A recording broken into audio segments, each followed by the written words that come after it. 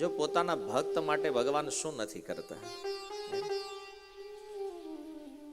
પરીક્ષિત મહારાજની સુંદર જિજ્ઞાસા છે આ પ્રસંગમાં કે ભગવાન તો પોતાના સંકલ્પ શક્તિથી અનંત બ્રહ્માંડનું પાલન કરી શકે છે, અને આવા ભગવાન એક ભિખારી બનીને ત્યાં માગવા ગયા છે. બોલે ભગવાનનું એક નામ ભક્ત વત્સલ છે. ભક્ત માટે ભગવાનનું વાત્સલ્ય એવું છે કે એના માટે કાંઈ પણ કરવું પડે. ભગવાન કહે છે એમાં મને કાંઈ આમ નાનો અનુભવ નથી થતો. જો સોનાની નગરી દ્વારકામાં રહેવા વાળા કૃષ્ણ અર્જુનનો રથ ચલાવે છે. કારણ કે આ રથ ચલાવવી તો ડ્રાઈવરનું કામ છે, સારથીનું કામ છે. ભગવાન કે હું એક ઓર્ડર કરું ને તો લાખો આવી જાય મારી સેવા કરવા માટે, છતાંય અર્જુનની સેવા કરે છે ભગવાન. આ ભક્ત વાત્સલ્ય છે. નહીં કે હજારો વર્ષો પહેલા કળિયુગમાં તે મહેતા નરસિંહ છે, એવા અનેક ભક્તો છે. મહારાષ્ટ્રમાં ભક્ત થયા સંત એકનાથ. ભગવાન એને એક નોકરનું રૂપ લઈને આવે છે અને સેવા શું કરે છે તો કે છે ચંદ્રભાગા નદી જે છે એમાંથી જળ ભરીને એકનાથજીના ઘરે આખા દિવસમાં જેટલું જળ જોઈ આ બધું જળ ભગવાન ભરીને લાવે છે.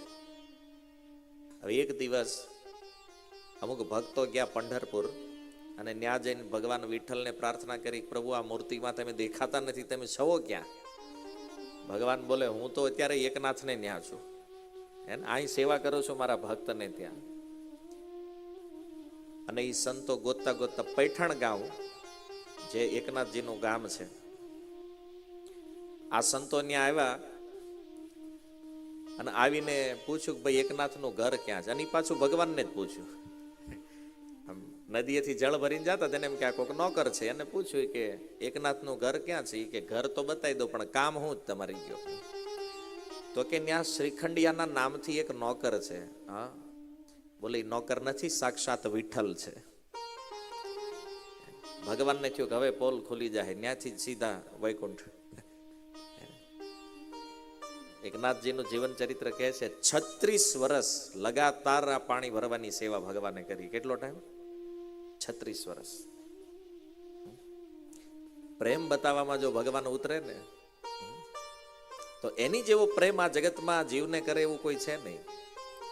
આપણને એવું લાગે કે આપણને માતા પિતા પ્રેમ કરે, પત્ની પ્રેમ કરે, પુત્ર પ્રેમ કરે, સ્નેહીઓ પ્રેમ કરે, મિત્ર પ્રેમ કરે, પણ આ જગતમાં અસલી પ્રેમનું પાત્ર, પ્રેમનો વિષય અને પ્રેમનું પ્રયોજન કોઈ જો છે ને તો એ માત્ર ને માત્ર ભગવાન છે.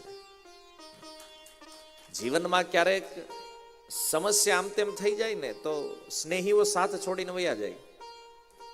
અરે ક્યારેક ક્યારેક ધન ઓછું થાય ને પત્ની હોય સાથ છોડીને વહી જાય છે.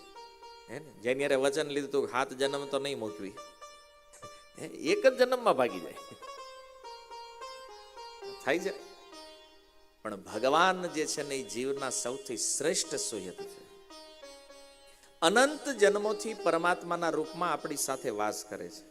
આપણે મનુષ્ય શરીરમાં આવ્યા તો ન્યાય આપણી હારે આવ્યા, આપણે પશુઓના શરીરમાં ગયા તો ત્યાં પણ ભગવાન આપણી સાથે આવ્યા છે. કોઈ જળચર બન્યા, કોઈ કીટ પતંગ બન્યા, કોઈ પક્ષી બન્યું, જે શરીરો લીધા, નિકૃષ્ટમાં નિકૃષ્ટ શરીર કેમ ન હોય, પણ ભગવાનના જીવાત્માનો સાથ છોડતા.